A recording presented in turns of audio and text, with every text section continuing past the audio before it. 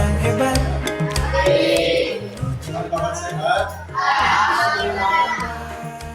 Yang absen hari ini Sidan, sakit. Izin.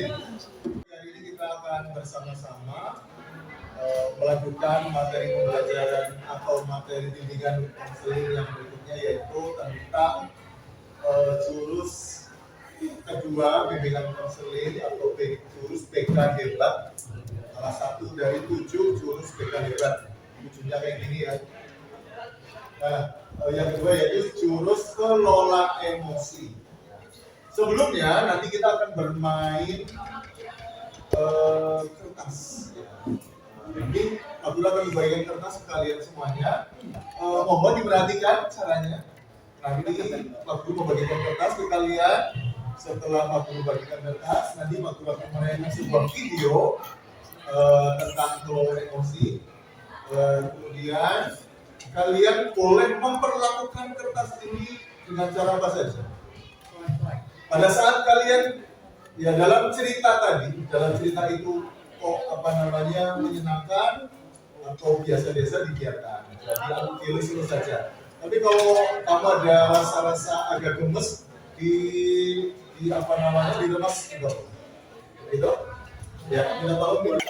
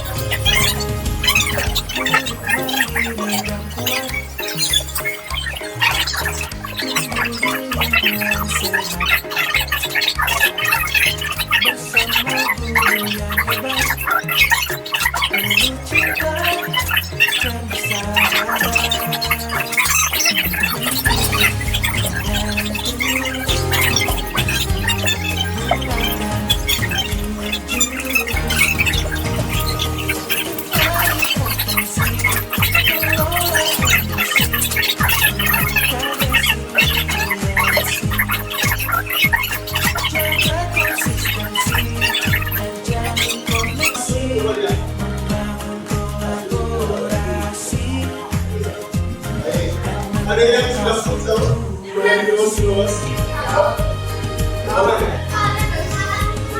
oh baru yang kemarin hampir mirip ceritanya, lebih banyak ya.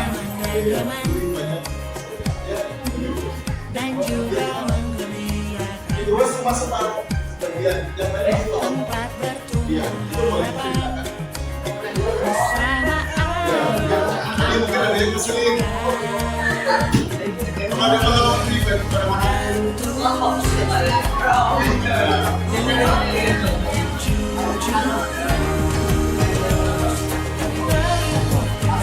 jadi dia awal-awal dia mengalami kecewa ya karena dia marah, kemudian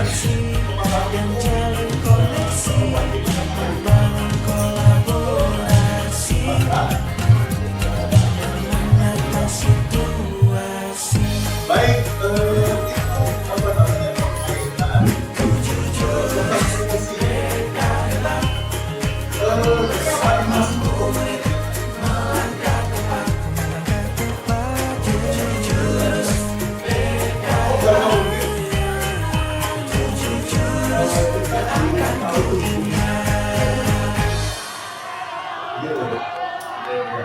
jadi yang namanya emosi itu setiap hari, setiap saat, setiap waktu, setiap detik akan selalu berubah situasinya.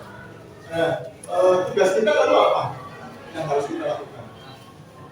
Kita bisa nggak sih menghilangkan emosi dalam diri? Emosi itu perasaan ya, bukan perasaan. Ada apa aja kalau perasaan itu emosi itu ada sedih, ada marah, gembira, takut, terus netral, nggak takut biasa-biasa aja, begitu apa lagi? Dendam ada, kecewa, begitu. Ya, itu adalah gambaran emosi yang ada dalam tiap diri manusia. Emosi itu dihilangkan secara bisa nggak? Tidak. Kenapa? Emosi adalah karunia Tuhan, itu kan karunia Tuhan yang ketika Tuhan menciptakan manusia itu perangkat yang dibawakan ke dalam diri kita salah satunya adalah emosi. Bedanya manusia dengan malaikat apa? Malaikat tidak memiliki hawa nafsu. Ya, malaikat tidak punya emosi. Bayangkan kalau malaikat punya emosi, sebel banget sama sultan, langsung dicabut nyawanya hari itu. Nah, tetapi itulah malaikat itu tidak punya hawa nafsu. Malaikat hanya menjalankan tugas sesuai perintah Tuhan saja. Gitu. Jadi yang lengkap itu adalah manusia. Lengkap itu kan emosi. Lalu bagaimana dengan emosi yang ada dalam diri manusia? Yang menjadi tugas kita itu apa? Apa yang harus dilakukan oleh manusia manakala dia memiliki emosi? Mengendalikan emosi atau mengelola emosi. Senang boleh, tapi tidak boleh berlebihan. Marah boleh? Boleh, tetapi juga kita harus mampu mengendalikan kemarahan itu. Benci boleh? Boleh, tapi bencinya harus kita kuasai, harus kita kendalikan supaya kebencian itu tidak menjadi masalah merugikan orang lain, merugikan diri sendiri atau orang lain. Baik, nah kita lanjutkan. Kalau ini tadi ceritanya sebentar. Nah, sekarang kita lanjutkan videonya. Suasana dan lingkungan akan pegang kendali. Teknis marketing, propaganda hingga provokasi tahu persis bagaimana memanipulasi emosi. Banyak hoax yang menyentuh emosi, menggerakkan hati, dan akhirnya menggerakkan jempol untuk ikut menyebarkan. Konflik, perang saudara, dan aksi terorisme kebanyakan berawal dari pemanfaatan ketakutan dan perasaan terancam. Emosi itu alarm jiwa yang memberi rasa pada dunia. Tanpa emosi, hidup ini tawar dan hambar. Tapi, jika emosi jadi raja, maka kita akan jadi budaknya. Kita tak beda dengan termometer. Panas naik angkanya, dingin turun ukurannya. Itulah sikap reaktif. Kita gak pernah bisa mengendalikan cuaca dan peristiwa, tapi kita bisa mengendalikan cuaca jiwa kita. Sekarang Budi sedang belajar jadi pengendali emosi. Setiap ada peristiwa, gak langsung bereaksi, tarik nafas sambil mengamati. Budi gak mau lagi jadi termometer yang suhunya ditentukan suasana sekitar. Budi mau jadi stabilizer, meski tegangan naik turun, aliran listrik tetap stabil. Atau kulkas, meski di luar panas, dalam tetap adem. Bagaimana dengan kamu? Apakah kamu termometer atau stabilizer? Baik. Kira-kira saat ini kita seringnya jadi termometer apa stabilizer? Menurut kalian termometer kalau dibandingkan dengan stabilizer seperti mana? Stabilizer tahu kalau di sebuah gedung ada aliran listrik, ya, biasanya dipasang stabilizer. Ketika putusnya arus itu supaya kondisi elektronik di rumah tidak langsung mengalami kaget yang berlebihan. Satu contoh, laptop atau komputer biasanya dilengkapi oleh stabilizer. Ketika listrik tiba-tiba padam, maka mesin atau stabilizer itu akan menormalkan situasi. Gitu. Kalau tidak ada itu biasanya, tidak ada stabilizer, biasanya akan sangat mudah rusak alat elektronik tersebut. Nah, atau berubah tadi apa? Kulkas ya. Kulkas itu bisa menstabilkan benda atau barang yang ditaruh di dalamnya. Saya hari ini tadi misal beli tahu, beli tempe, beli sayur, saya masukkan kulkas. sampai sore apakah jadi busuk? Ya, masih tetap segar. Karena kulkas ini ada stabilisator, bisa mengkondisikan suasana tetap segar. Itu namanya stabilisator. Beda dengan termometer tadi. Bisa dipahami? Bisa dipahami. Baik. Nah, berikutnya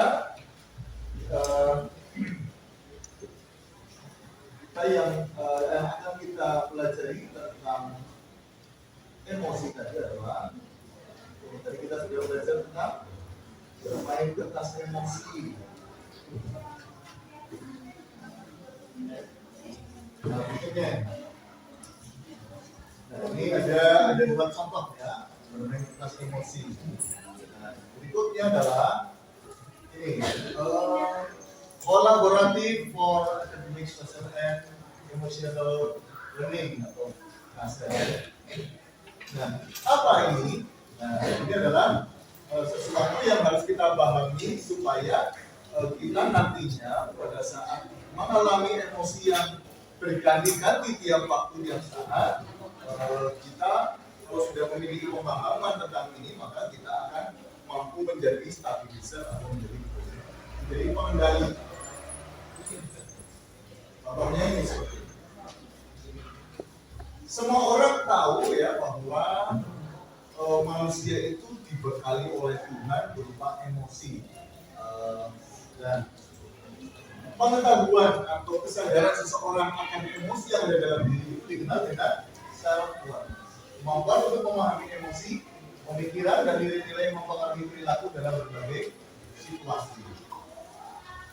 Biasanya apa namanya, Mas, kamu kalau marah itu disebabkan oleh apa? Atau pernah marah itu disebabkan oleh apa? Pemicunya. Bila dari teman, biasanya, Mbak, kalau kamu marah biasanya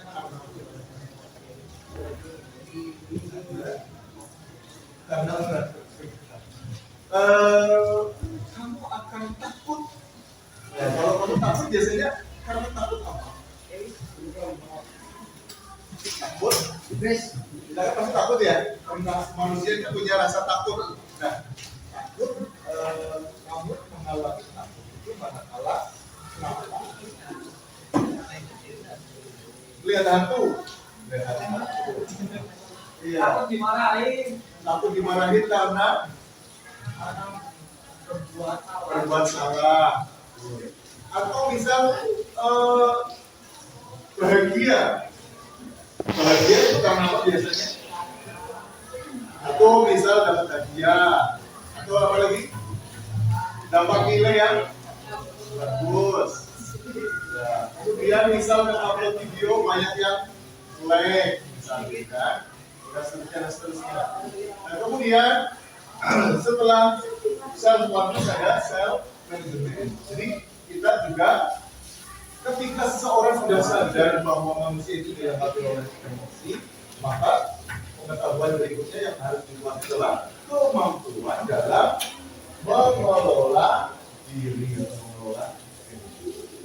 Jangan sampai diri kita itu dikuasai oleh emosi, tapi yang harus bisa menguasai emosi adalah diri kita. Jangan kebalik, kita dikuasai emosi, tetapi emosi harus dikuasai oleh kita. Gitu. Jadi pawang, ibarat ini adalah pawang. Ya. Termasuk ini empati, mindful, strategic winning, compassion dan sebagainya. Nah, self-awareness ini mengenali peta emosi. Excited itu apa? Senang, yang sangat senang gitu ya. Saya senang sekali. Bisa mendapatkan sesuatu yang kita harapkan. Tender artinya apa? Tender perasaan yang biasa-biasa saja. Scare, takut. Ya, orang ya pasti punya rasa takut. Angry, marah. Semua orang berpeluang marah karena memang itu adalah paket konflik dari Tuhan. Set, sedih, kemudian happy. Nah, berikutnya yang akan kita pelajari ini adalah tentang mengenali peta emosi. Nah, dan mengendalikan emosi. Dalam otak manusia, ya, itu ada terdiri dari neokortex, kemudian limbik dan reptil. Apa itu semuanya? Kita pelajari lagi. Apa yang kalian lihat dari ini? Kalau ini green zone, every self-conceived ideas. Tapi saat kita di sini, kita berada di zona hijau.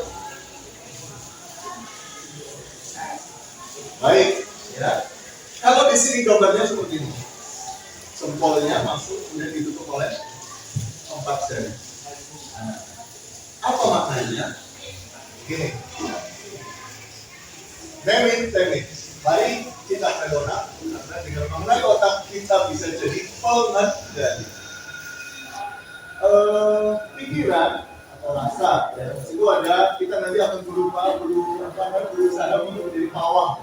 Pawang itu di otak itu yang menjadi pawang adalah neokortex. Ibarat neokortex itu 4 jari, dan kemudian jempolnya adalah reptil. Ketika orang dia sedang emosi, baik senang, susah, marah dan sebagainya, kemudian ada 4 jari yang merupakan neokortex mampu mengendalikan reptil ini, maka orang tersebut akan menjadi orang yang tenang, ya. Emosinya tidak meledak-ledak, ya, dan bisa terkendali. Nah, jadi tenang, penuh pertimbangan. Jika pawang hilang kendali, maka yang terjadi apa? Ketika pawang kehilangan kendali, ya, posisinya seperti ini, pawang tidak bisa mengendalikan reptil. Yang kira-kira terjadi apa? Reptil itu binatang buas, ya, kita biasa mengikat seperti itu. Jadi seseorang, otak manusia dikuasai oleh binatang buas, yang terjadi apa? Melakukan suatu tindakan yang merugikan orang lain. Satu contoh, mendengar kabar bahwa ada yang menggunjing kita. Kira-kira kalian lakukan apa? Ini reptil nih yang ngajak benar nih. Ini yang mendalikan. Apa kamu datangin anak yang mengusipin kita? Apa kalian cari tahu terlebih dahulu kebenarannya? Kalau dicari tahu dulu, berarti yang terjadi apa? Neokortex berhasil menguasai reptil. Betul seperti ini? Coba kalau tidak, maka yang terjadi apa? Bisa terjadi kalian akan mendatangi kelasnya, berat dan sebagainya. Bisa terjadi seperti itu. Nah, jadi ibu jari ini ibaratkan reptil. Nah, reptil itu dikendalikan oleh neokortex yang tersebut. Jadi, kalau marah seperti ini. Jadi, reptil atau humor itu dikendalikan oleh neokortex. Nah, pilih buat dia apa? Emosi atau perasaan. Ketika ini masuk ke sini, maka akan terkendali. Tetapi ketika perasaannya itu terbuka, tangan terbuka, tidak terkendali, maka reptil akan dengan leluasa menguasai diri kita. Yang terjadi seperti ini. Nah, sebetulnya ini ada videonya. Videonya ini tentang seorang guru berdebat dengan seorang siswa. Guru memarahi siswa, siswa melawan guru. Kira-kira yang berkuasa apanya? Reptilnya. Ini namanya begitu. Reptil lawan reptil, kan gitu. Apa yang terjadi kira-kira? Wah, pasti tambah ramai. Ya, bisa terjadi kalau tidak terkendali, bisa saling memukul, jangan lebih dari itu. Nah, berikutnya ini ada gambar yang kedua. Ada sebuah video tentang ini, pawang melawan dinosaurus atau reptil. Ceritanya, si anak kecil yang berbaju putih ini lagi marah-marah tuh yang baju hitam. Ya. Tetapi si mamas-mamas ini yang pakai baju hitam itu tidak langsung merespon kemarahan anak tersebut, tapi dia mampu menjadi pawang. Dia tidak langsung merespon kemarahan dari anak itu, justru dia sabar. Ada apa sebenarnya? Maksudnya? Ya. Coba kalau ini marah ke Pak Guru balas marah, dia marah lagi. Tidak akan selesai. Tapi yang dilakukan anak ini ketika yang baju putih itu marah-marah, kemudian ditanggapi biasa-biasa saja oleh teman yang berbeda hitam, karena dia mampu menguasai emosi, maka yang terjadi apa kira-kira? Pendamaian, ya, suasana yang baik, yang tenang, yang kondusif, karena reptilnya berhasil dikuasai oleh pawang. Nah, coba aku mau tanya, lingkaran yang di atas sama yang di bawah coba. Responsibility, decision making, jeda dan memilih tindakan. Kira-kira kalau yang di atas emosi plus respon tindakan sama emosi jeda respon tindakan, kira-kira kalau yang dikuasai oleh reptil itu yang mana? Yang atas. Kalau yang di bawah? Ya, pawangnya yang berkuasa. Bisa dipahami?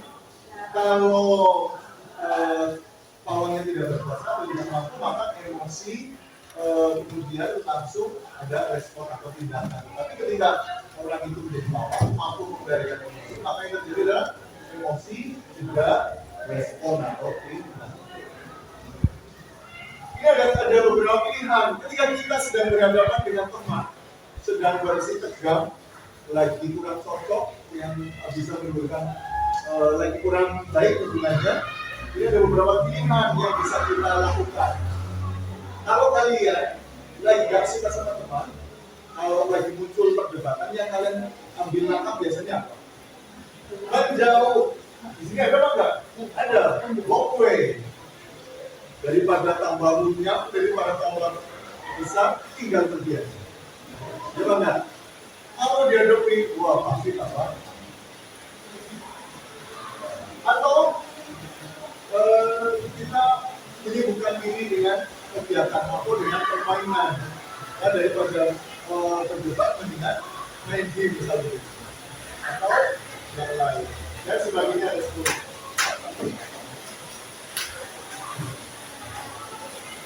Nah, yang perlu kita praktekkan nanti adalah merangsang keluar merangsang sel itu nanti kita lakukan. Atau contoh membuat papan cuaca emosi kayak tadi, kadang naik, kadang turun, kadang hujan, kadang mendung, kadang terang, kadang panas dan seterusnya. Nah, itu berarti antara lain hal yang perlu kita kuasai di dalam emosi ya. Tuhan titipkan dalam diri kita, tapi tidak harus menghilangkan emosi itu, tapi cukup untuk dikendalikan. Harus kita kuasai. Harapannya ketika kita mampu menguasai emosi dalam diri kita, yang terjadi hubungan satu dengan yang lain itu bisa terpelihara dengan baik tanpa adanya pertikaian yang bisa membahayakan diri kita dan orang lain.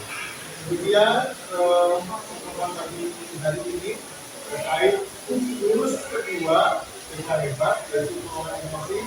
Insya Allah pada pertemuan datang kita akan lanjut dengan materi yang lain. Ada pertanyaan? Ada. Baik. Terima kasih. Semuanya dari Assalamualaikum warahmatullahi wabarakatuh.